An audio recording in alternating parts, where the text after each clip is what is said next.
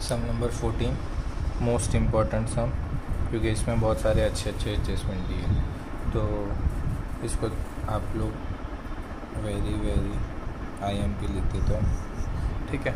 इसके अंदर मैं ओल्ड रेशियो दे दिया 5-3, मनन करके नया पार्टनर 1/5 के साथ एंटर हुआ, और न्यू रेशियो के बारे में कुछ नहीं दिया। तो जो ओल्ड रेशियो है वही सेक्रीफाइसिंग बन जाएगा, वही न्यू रेशियो बनेगा, बट न्यू रेशियो ऐसे अपन को काम नहीं लगता है।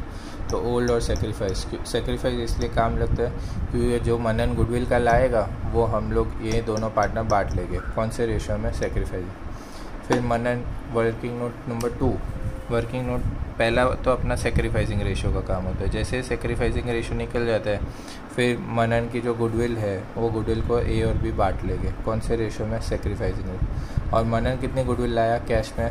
तो मनन लाया 45,000, तो उसको डिस्ट्रीब्यूट कर दिया, यहाँ पे ख़त्म हो गया। Working note number 3, working note number 3 तो अपना ओल्ड गुडविल वाला है, बट वो वर्किंग नोट आएगा ही नहीं क्योंकि ओल्ड गुडविल दिया नहीं है। बट दो टफ एडजस्टमेंट है जहाँ पे हर कोई स्टूडेंट को दिक्कत आती है and they make a very big blunder. तो मैंने आप लोगों के कंफर्टनेस के लिए और आपको इजी पड़े इसलिए मैंने आपके दो एडजस्टमेंट्स वर्किंग नोट में डाल दिए। तो आप ये एग्ज़ाम में नहीं लिखोगे चलेगा, बट मैंने इसलिए लिखा क्योंकि मुझे आपको एक्सप्लेनेशन देना था। Manan brought personal furniture as a capital, ठीक है। मनन ने क्या बोला, मेरे पास पैसा नहीं है लाने के लिए, बट मेरे पास जो फर्नीचर पड़ा है और आपको फर्नीचर लेना ही है, तो मैं आपको क्या कर देता हूँ, कैपिटल के नाम पे फर्नीचर देता हूँ। या तो फिर मैं आपको कैश दूँ फिर आप फर्नीचर खरीदोगे, तो उसकी जगह पे डायरेक्टली मैं आपको फर्नीचर दे देता हूँ एज ए कैपिटल। तो दो जगह पे एंट्री आएगी, बिजनेस में फर्नीचर बढ़ जाएगा तो पुराने फर्नीचर में ये और फर्नीचर ऐड कर दो, और मनन ने एज ए कैपिटल दिया तो कैपिटल में भी ऐड कर दो। अब कैश करंट अकाउंट और कैपिटल अकाउंट दोनों है, तो डायरेक्टली एक कैपिटल अकाउंट में इफेक्ट दे दो। कैपिटल अकाउंट बनाने की ज़रूरत नहीं है, करंट अकाउंट में भी बनाने की ज़रूरत, सीधी बैलेंस शीट में इफेक्ट, और ये भी बैलेंस शीट में, ये लायबिलिटी साइड पे, ये एसेट साइड पे। एक और सेकेंड एडजस्टमेंट भी वैसा ही है। आउट ऑफ क्रेडिटर, क्रेडिट का मतलब हमें जिसको देना है, ₹60,000 आर पेएबल टू मनन। अब क्रेडिटर जो थे उसमें एक मनन भी था, तो मनन को हम 60,000 देते, फिर मनन बोलता मैं उसको कैपिटल में दूँ, उससे बेटर है क्रेडिटर को कम कर दिया और मनन के कैपिटल में 60,000 ऐड कर दिया, तो which is to be transfer to the capital account. यानी क्रेडिटर को कम कर दो, और कौन क्रेडिटर था? मनन को हमने कम कर दिया और उसकी जगह पे पैसा कहाँ बढ़ा दिया? Capital account. तो इफेक्ट 1 रिड्यूस फ्रॉम क्रेडिटर, ये दोनों इफेक्ट लायबिलिटी में, और ये दोनों इफेक्ट एक एसेट में एक लायबिलिटी में, एसेट और लायबिलिटी करके, इसलिए। तो इसके बाद के सारे एडजस्टमेंट ऑलमोस्ट ईजी है, बट ये दो ऐसे एडजस्टमेंट थे जहाँ पे हर कोई स्टूडेंट मिस्टेक करता है। Let's start with sum number 14। Sum number 14 के अंदर में कैपिटल अकाउंट भी है, करंट अकाउंट भी है, दोनों है। तो कैपिटल अकाउंट की जगह पे करंट अकाउंट बनाएंगे। इसमें मैंने एक बार थर्ड पार्टनर का भी बनाया, ठीक है, उसमें भी बनाना था बट एंट्री नहीं थी, हो गया, बट इसमें बनाया गया अपन को, और कहीं पे फ़र्क पड़ता है तो देख लेगा। चलो, तो मैंने बैलेंस लिख दिया, कैश का बैलेंस लिख दिया, ओल्ड गुडविल है नहीं, जनरल रिजर्व नहीं है, यानी कुछ भी चीज़ डिस्ट्रीब्यूट हो सकता है, वैसा कुछ नहीं है। तो अब हम स्टार्ट करें first adjustment. Manan will bring his personal furniture of ₹75,000 as a capital. Manan ने ऐसा बोला, मैं आपको पैसा दूँ, आप फिर फर्नीचर लोगे, उससे बेटर मैं फर्नीचर दे देता हूँ in the name of capital. तो यहाँ पे हमारे पास में पहले ये चेक करना पड़ेगा कि पुराना हमारे पास में कोई फर्नीचर है क्या। तो हमारे पास बैलेंस शीट में चेक करो, फर्नीचर की कोई वैल्यू है नहीं है। प्लस मनन ने हमको फर्नीचर दिया, कितने रुपए से फर्नीचर दिया? 75,000। तो पुराना फर्नीचर 0 था, एडिशनल फर्नीचर आ गया काइंड ऑफ, बट पहले था ही नहीं, इसलिए फर्नीचर की वैल्यू कितनी होगी? 75,000। और मनन ने कैपिटल के नाम पे फर्नीचर ले लिया, तो मैं एक बार साइड पे लिख रहा हूँ, और भी मनन कुछ देगा तो उसी में प्लस हो जाएगा, फाइनल अमाउंट हम लोग उसके कैपिटल में लिख देंगे। फिर out of the creditors ₹60,000 are payable to Manan. Creditor में से 60,000 हमको किसको देना है? मनन को। और उसने बोला कि आप मुझे दोगे, फिर मैं कैपिटल के नाम पे दूंगा। तो एक काम करते हैं, जो क्रेडिटर का पैसा है, क्रेडिटर कितने के है टोटल 1,20,000, उसमें से मनन कितना है?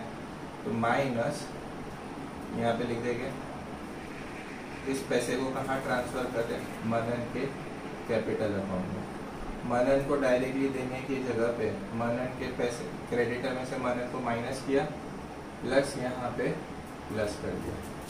ठीक है, तो ये पैसा मनन की कैपिटल में चला गया, यानी मनन कैश नहीं लेके आया, बट 75,000 का फर्नीचर दिया और 60,000 का जो क्रेडिटर था वो कन्वर्ट होके इसी में हो गया। तो दोनों इफेक्ट अपन ने बैलेंस शीट में ले ली, एक इधर और एक इधर, और 60,000 में सेम लायबिलिटी साइड पे दे दी, एक बाजू माइनस किया एक बाजू प्लस कर दिया। डेबिट क्रेडिट इफेक्ट दोनों जगह पे सेम चल रहा है। फिर आउट ऑफ सेकेंड एडजस्टमेंट हो गया, Manan will be given 1/5 share. ठीक है, Manan will bring 45,000 as goodwill in cash. Manan goodwill का पैसा कैश में लेके आ रहा है, कितने रुपए? 45,000। हम लोग जैसे ही आएगा पैसा उसको हम लोग बांट लेंगे, प्रीमियम फॉर गुडविल। कौन से रेशियो में बांटेंगे? सेक्रीफाइसिंग रेशियो, और सेक्रीफाइसिंग रेशियो भी सेम ही है जो ओल्ड रेशियो था। तो फाइनली अमाउंट कितना आ जाएगा? 28,125, और दूसरे वाले का अमाउंट आ जाएगा 16,875। 5:3 में बांटोगे, और इसकी दूसरी इफेक्ट कहाँ जाएगी? कैश अकाउंट में। क्या लिखेंगे? To premium for goodwill. Total मिला के कितने रुपए लेके आए? 45,000। बट मनन का जो गुडविल लाने का शेयरिंग था वो तो ऐसा था, टोटल गुडविल देखो, इसके बाद एक और एडजस्टमेंट दिया, टोटल गुडविल कितनी दी है? 3 लाख। मनन का शेयर कितना है? 1/5। इसका मतलब मनन को गुडविल के हिसाब से कितने लाने थे? 60। उसमें से मनन कितने लेके आए? सिर्फ 45। तो बाकी का 15,000 हम लोग मनन के पास से लेना पड़ेगा। कहाँ से लेंगे? कैपिटल में से भी माइनस कर सकते हैं, बट ये लोग क्या करते हैं, करंट अकाउंट बनाया ना, तो मनन के करंट अकाउंट में से पैसा निकाल लेंगे। ठीक है, और किसको दे देंगे? ऋत्वी और प्रिंसी को। क्या लिखना पड़ेगा? बाय मनन करंट अकाउंट। ठीक है, और 15,000 को हम लोग किस रेशियो में बांट देंगे? 5:3 के रेशियो में। तो 15,000 को हम लोग 5:3 के रेशियो में बांटते हैं, तो फाइनल अमाउंट आ जाएगा 9,375, और 5/3 5,625। और इसकी दूसरी इफेक्ट कहाँ आएगी? यहाँ पे 2 ऋत्वी करंट अकाउंट, कितना? 9,375। 2 प्रिंसी करंट अकाउंट कितना है? 5,625। ठीक है, तो ये ये हमारी गुडविल की एंट्री हो गई। ये चीज़ आपको अच्छे से समझ में आनी चाहिए, यही मेन एडजस्टमेंट है। फिर उसके बाद फिफ्थ एडजस्टमेंट भी हो गया। 6 credit purchase of 15,000 which was not recorded in creditor account and purchase account but included in closing stock. यानी खरीदा था बट हम लोग ने क्रेडिटर में लिखना भूल गए, तो मैं इसको रब करके यहाँ पे प्लस करूँगा। क्या प्लस करना पड़ेगा? अनरिकॉर्डेड परचेज, खरीदा बट लिखना भूल गया। कितने रुपए का क्रेडिट परचेज है? 15,000 का, तो 15,000 इसमें प्लस हो जाएगा। फाइनल अमाउंट कितना आ जाएगा? 75,000। ये तो माइनस हो गया। और खरीदा बट लिखना भूल गए, ये तो एक्सपेंस हो गया, तो यहाँ पे लिखना पड़ेगा अनरिकॉर्डेड परचेज, बिजनेस के लिए खर्चा कितने रुपए का? 15,000 का। फिर next 7th adjustment, market value of stock of 45,000 is 36,000। अब पहले चेक करते हैं टोटल स्टॉक हमारे पास कितने रुपए का है। तो टोटल स्टॉक हमारे पास है 60,000, जिसके अंदर में हम जीन्स बेचते, टी शर्ट बेचते, शर्ट बेचते। बट उसमें से ये जो लॉकडाउन आया ना, उसके वजह से हमारा क्या हुआ, एक 45,000 का जीन्स और जीन्स और टी शर्ट का स्टॉक थोड़ा पुराना हो गया। जो 45,000 का स्टॉक था वो कम हो गया। कितने रुपए से कम हो गया? 36,000 तक पहुंच गया। यानी ओवरऑल सिर्फ 9,000 रुपये का डिक्रीज हुआ। ठीक है, तो 9,000 रुपये का नुकसान हो गया। तो फाइनली स्टॉक की वैल्यू अब कितनी बची?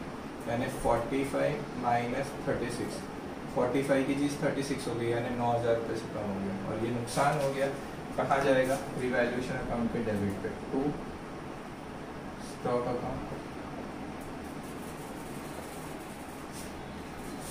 फिर इसके बाद एक और एडजस्टमेंट है, liability for workman compensation is 28,000। तो वर्कमैन कंपेंसेशन रिजर्व चेक करते, पुराना कितना रखा था? ओहो 60,000 हम लोगों ने वर्कर के सामने रखा था। वर्कर का एक्सीडेंट होगा तो 60,000 देंगे और नहीं होगा तो पार्टनर बांट लेंगे। बट अब लायबिलिटी सिर्फ और सिर्फ कितनी है? 28,000। मतलब कितना पार्टनर लोग बांट लेंगे? 32,000। ठीक है, तो यहाँ पे आके अपन लिखेंगे by workman compensation reserve account और 32,000 को हम लोग बांटेंगे कौन से रेशो में? 5:3 के रेशो में। तो 32,000 इंटू 5 डिवाइड बाई 8, तो 20,000 और बचा कितना? 12,000। तो डिस्ट्रीब्यूट हो गया। तो ये खत्म हुआ हमारा एडजस्टमेंट नंबर 8। फिर accrued interest on investment. Accrued का मतलब मिलना बाकी है, तो अपन यहाँ पे लिख देते हैं। क्या लिखेंगे? Accrued interest on investment. कितना इन्वेस्टमेंट पे इंटरेस्ट मिला बाकी? 24,000। और उसकी दूसरी इमेज से कहाँ आएगी? यहाँ पे बाय अक्रूड इंटरेस्ट अकाउंट। कितने रुपए? 24,000। इसके अलावा कोई एडजस्टमेंट? No adjustment. अब अपन वो एंट्री करते हैं जिसके अंदर में कोई चेंजेस नहीं है। बैंक अकाउंट एसेट में चालू करते हैं, बैंक लिख दिया। डेटर्स बाकी है तो डेटर्स लिख देते हैं। डेटर्स में कोई एडजस्टमेंट ही नहीं है, BDR भी नहीं है, तो डेटर्स जितना है उतना ही रहने देते हैं। फिर स्टॉक हो गया, बिल्डिंग बाकी है। बिल्डिंग कितने रुपए से है? 4,50,000। फिर इन्वेस्टमेंट वो भी बाकी है। इन्वेस्टमेंट कितने रुपए से बाकी है? 1,05,000। और कैश बैलेंस, कैश बैलेंस भी बाद में लास्ट क्लास में रह जाता है, बेटर ऑप्शन में पहले लिखते हैं। यहाँ लिख देते बाय बैलेंस 1,05,000।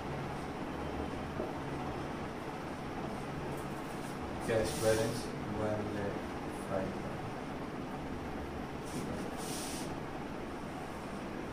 ये तो क्लियर हो ही गया।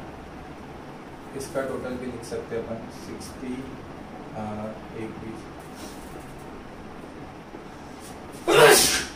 सॉरी 1,35,000 हमारा मनन का कैपिटल भी हो गया। फिर अपन यहाँ से चालू करते हैं, क्लोज करते हैं। ओ दो, इसका भी 24, इसका भी 24, तो no profit no loss. Check कर लीजिएगा, आंसर्स दिख चुके हैं। डिविजिबल प्रॉफिट कुछ नहीं हो, ऐसा हो सकता है क्या? अब अपन स्टार्ट करते हैं। अब मैं बुक को साइड पे रख देता हूँ। अब अपन टैली करते हैं। रुतवी 150 प्लस 28 125 प्लस 9375 प्लस 20,000। तो रुतवी का इस साइड का टोटल है 207,500। उसमें ओ माइनस करने के लिए कुछ है ही नहीं, तो यहाँ पे लिखेंगे 2 बैलेंस कैरी ऑन। कितना रुपए का बैलेंस आ गया? 207,500, 2,07,500। फिर प्रिंसी का 1,95,000 प्लस 16,875 प्लस 5,625 प्लस 12,000, 229,500। इधर भी माइनस करने के लिए कुछ नहीं है, तो 229,500 और टोटल भी लिख देते हैं 207,500। इसका टोटल भी लिख देते 229,500। अब पहली बार ऐसा हुआ कि मनन का डेबिट बैलेंस ज़्यादा है क्रेडिट, हमें यहाँ लिखना पड़ेगा बाय बैलेंस कैरिड ऑन। कितने रुपए से? मनन का टोटल 15,000 जो गुडविल का पैसा वो कैश में नहीं लगेगा, तो यहाँ लिखना पड़ेगा 15,000। अब हमेशा अपन ने यही किया, इधर का बैलेंस लायबिलिटी में चला जाता है 207,500 और इधर कितना है 229,500। मनन का बैलेंस तो यहाँ नहीं है, मनन का बैलेंस उल्टी जगह पे आएगा। क्या लिखेंगे? करंट अकाउंट ऑफ मनन कितने रुपये से। ऑपोजिट साइड पे है तो इधर आ जाएगा, अगर क्रेडिट में होता है तो क्रेडिट साइड पे आ जाएगा।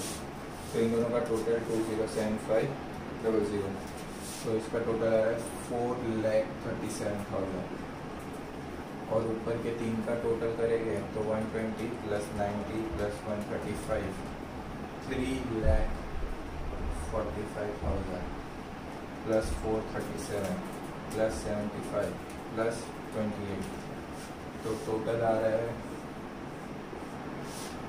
तो एंट्री आई को लायबिलिटी साइड पे सारी एंट्री हो गई।